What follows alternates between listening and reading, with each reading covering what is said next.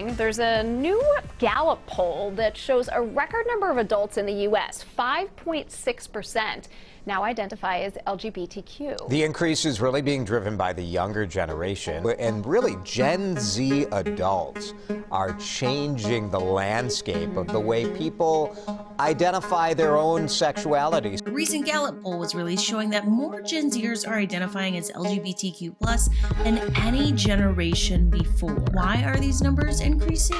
It's because we're brainwashing children and spreading our gayness like the conservatives said we would. The gay agenda has been completed. We want everyone to be gay. We want it to spread like gonorrhea on a college campus. Realistically, there are several reasons why more Gen Zers are identifying as queer. In this video, I'm going to show you why almost 16% of Gen Z adults have checked the LGBTQ box, and why more and more Americans are coming out as something other than heterosexual. Hi, I'm Amanda, and this is my Really Gay YouTube channel.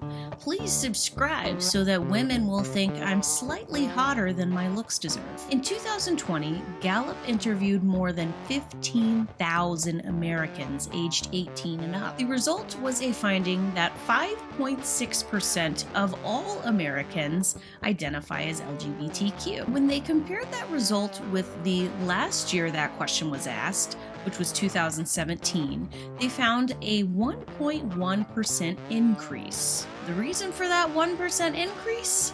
Gen Z.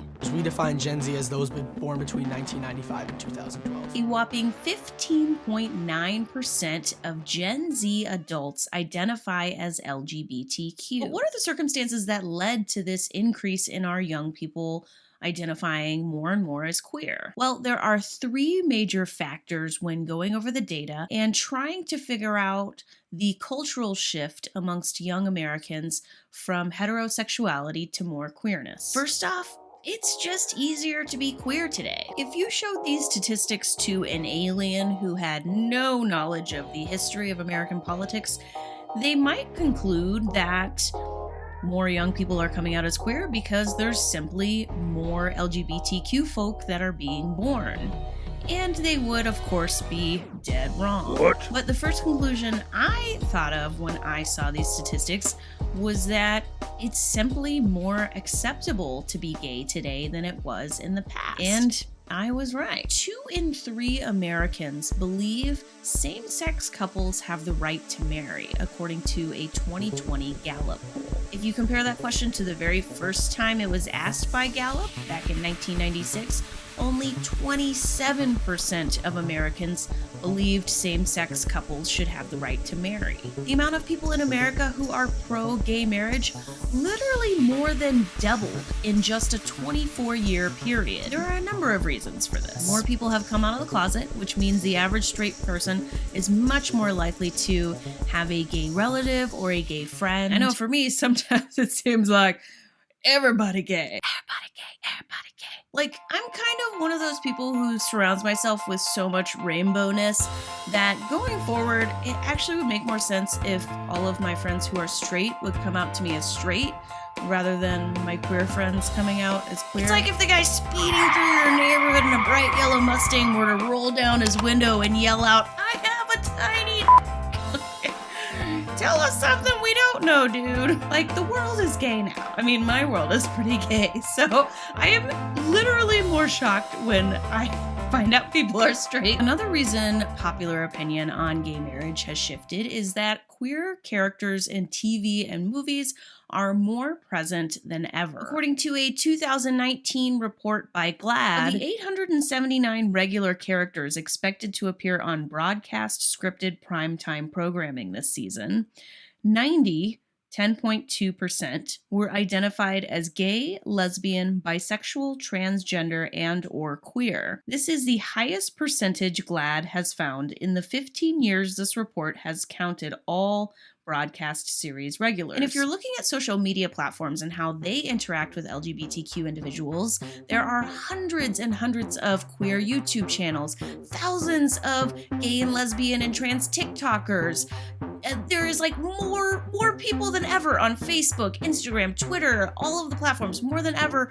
are identifying themselves as queer with that little rainbow emoji. To put it simply, everywhere you look, there are gay people. Which kind of adds up with how many older conservative people we have that seem very scared and frightened at how drastically the country they grew up in has changed. Yeah, life as we know it will never be the same. It's a very different world that we're living in now than, say, even 20 years ago. I may not like that my dad wants to go back to how things were 30 or 40 years ago, but I cannot deny that he's right.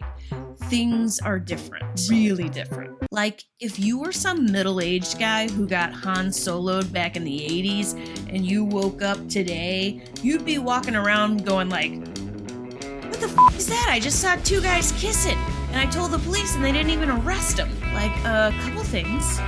Why is everybody staring down at these little metal squares while they walk? Oh, and also, what's with all the gay shit? What, are we all gay now? It's like, kinda. 2. They're mostly bisexuals.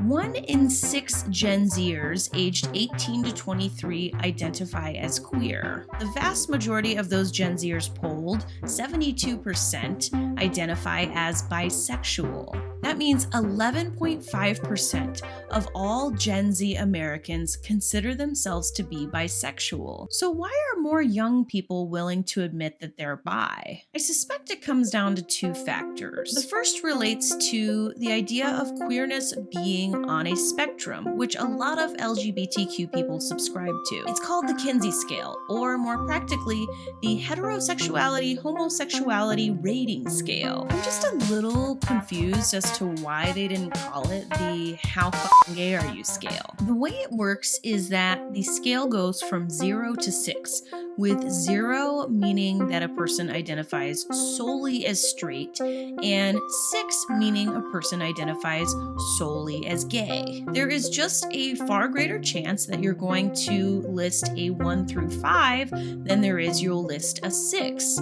That's just kind of math. The second thing I wanted to cover in regards to young bi-identifying people is a phenomenon that is discussed a lot in the lesbian community. And that is women realizing they're not totally straight and initially coming out as bisexual, and then later on coming out as gay or lesbian. But I'm not making this up. Like, it's a thing.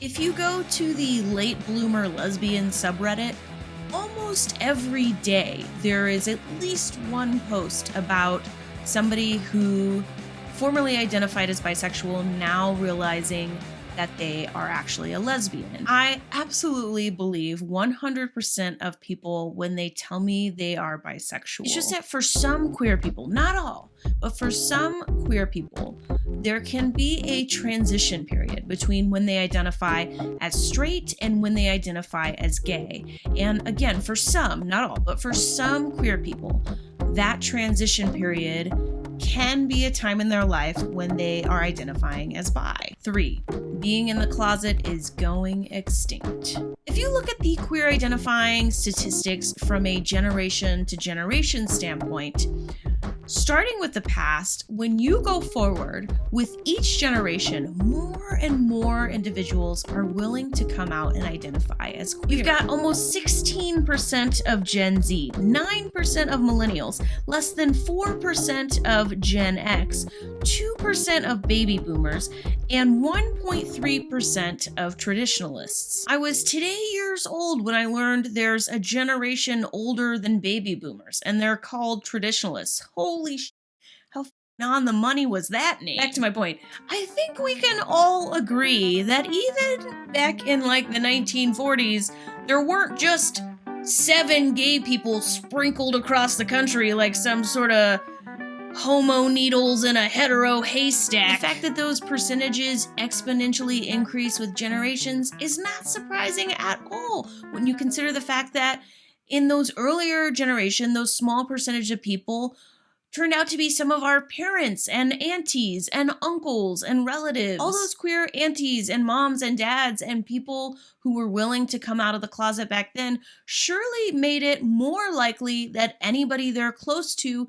would have an easier time coming out today. I've asked friends about their coming out and they've said like, oh yeah, my gay uncle came out decades ago. It was no big deal to my family. The power of seeing somebody you personally know come out and watching as their life not only doesn't get worse, but many ways gets better. To me, this doubling that I noticed is much more significant than whatever the year in pop culture it became cool to have a token gay character on your show. Because it's the real people who came out at a time when they could have been arrested that made it possible for us to feel safe today coming out. What I'm saying is popular culture reflects the attitudes of the people. And that if it weren't for those real actual people, we wouldn't see all of this gay stuff on TV and in movies and on social media. That stuff just exists because real people made that possible. So why do you think more and more young people are identifying as LGBTQ? Is it about the stuff I just said, or am I missing an important factor? Do you think it's just become more cool or popular to put a little rainbow emoji in your profile? Okay, if you made it to this point, that means you are one of my gold star subs, which means I don't have to tell you to subscribe, but I do need to tell you this. Thank you for watching my content. Please enjoy this improvised song about my YouTube journey. And I've been continuing to make some videos about my gay shit. And some people be watching them. Some people watch them all the way through, but only like 33% of people.